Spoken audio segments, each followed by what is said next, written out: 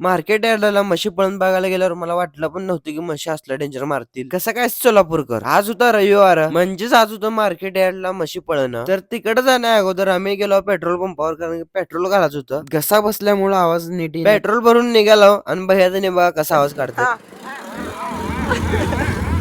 तर मार्केट यार्डाला पोहोचल्याबरोबरच पहिले गाडी लावलो पार्किंगला आणि सगळेजण निघालो बघण्यासाठी. अजून चालू झालं नव्हतं, पब्लिक बघा वरती पण बसली होते आणि तिथं मित्र पण भेटले होते. म्हशीचा मार ना खावा असं वाटत असेल तर डायरेक्ट पत्र्यावरून बस. आम्ही पण तेच केलो. सगळ्यात जास्त नाद झालाय बघा कसं जाऊन बसले झाडावर. पहिले तर ही म्हैस आली बघा, तिने पुढून सगळी पब्लिकच्या मागं. विषय का